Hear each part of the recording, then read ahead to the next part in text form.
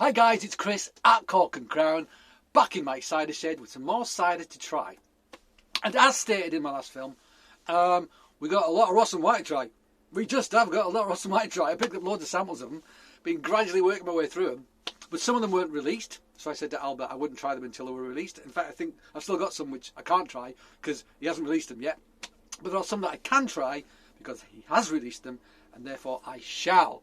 The last film we did the Blakeney Red from Berrington Court, which was nice. Better than nice. I liked it a lot. It's delicious. And today we're going to do a cider.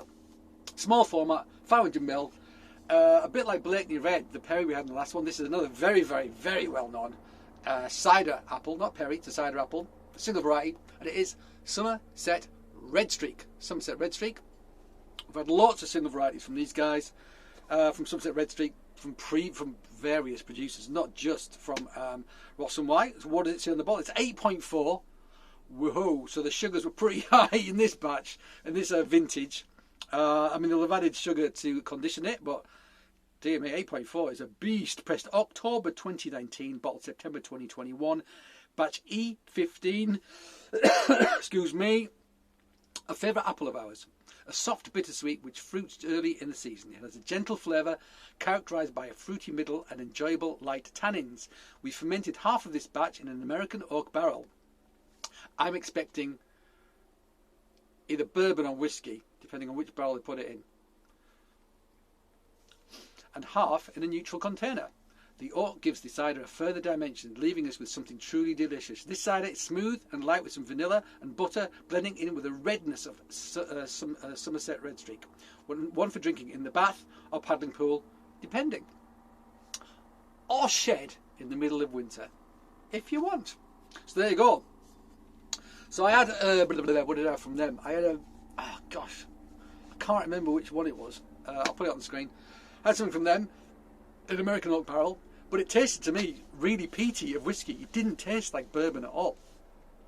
So I'm not sure if I'm going to get a bourbon kick off this or a peaty kick off this. It said vanilla and butter, which is something you'd expect to get from oak naturally, but if it's been in one of their American oaks, it's definitely had some sort of booze in, some sort of spirit in, for sure. But we'll find out if I'm wrong, won't I? Yes, we will, Chris.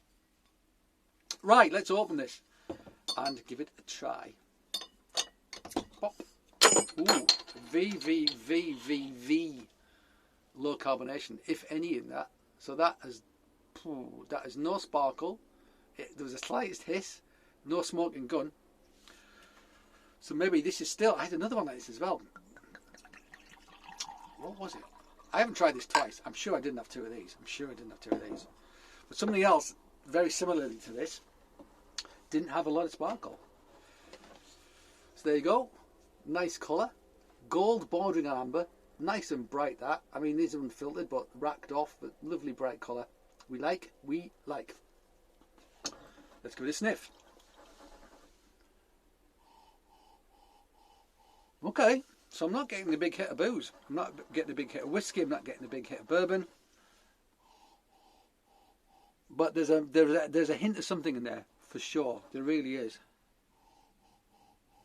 I'm getting, yeah, there's a hint of something. I'm getting like that sweated apple, aged apple, deep cider apple character. You know, think of like a shed where you've kept apples for like 2 or 3 months. You know, you've picked them in the autumn, you've put them in a shed, you've walked in after, I don't know, a month or two. That smell, which doesn't smell like anything you get from a fresh apple you buy from a supermarket cut in half. It hasn't got like the brightness, the acidity. It's deeper, it's more earthy, it's got more character, more depth. This has got hints of that. But there's something else in there. There's something else in there. Is it bourbon? Don't know. Let's try it.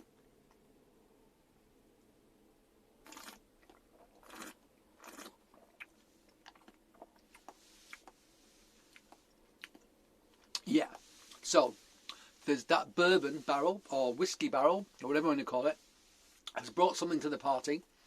50% neutral, 50% bourbon. So actually, it's delicate. It's a bit delicate. 8.4. I wonder if what was in the barrel is bringing that extra ABV.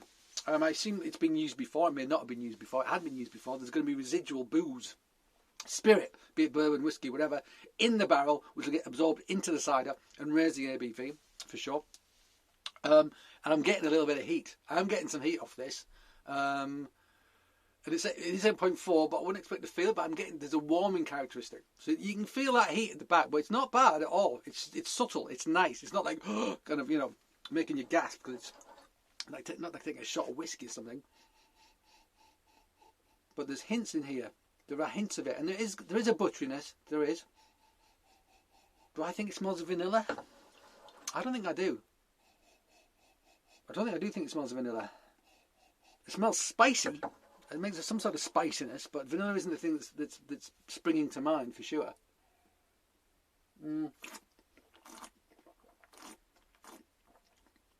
Delicate soft tannin, so a bit of astringency. Well, actually, no, reasonable astringency I'm feeling actually. Yeah, minerality, delicate fruit in the middle, and there is like a slight kick of some sort of spirit on the back end. And I'm gonna go. It's a whiskey. I think it's probably bourbon. There's a hint of sort of richness and sweetness about it. It's making me think bourbon. And then that warming element as well. This is a game of two halves. You've got a very light, delicate apple character in the mid palate. Got some sort of soft tannin, sort of stringency on the teeth and in the mouth. Not too much, a bit. Not really getting a lot of leatheriness, not a lot of hard tannin on the back. But then you get this deep warming characteristic that tells you that there's alcohol present in this, so it's really interesting actually how it transitions. It's kind of light, almost like they said drink it in the bath, drinking in hot weather. I feel like it's pretty cold. Let it warm up a bit. It's going to have more going on for sure. But I think you could drink it on a hot day. But actually, on a cold day like this, that warming element at the back, then it makes it feel this stands up as a winter cider. This stands up as a cold weather cider. I think it really does. And it's actually really tasty.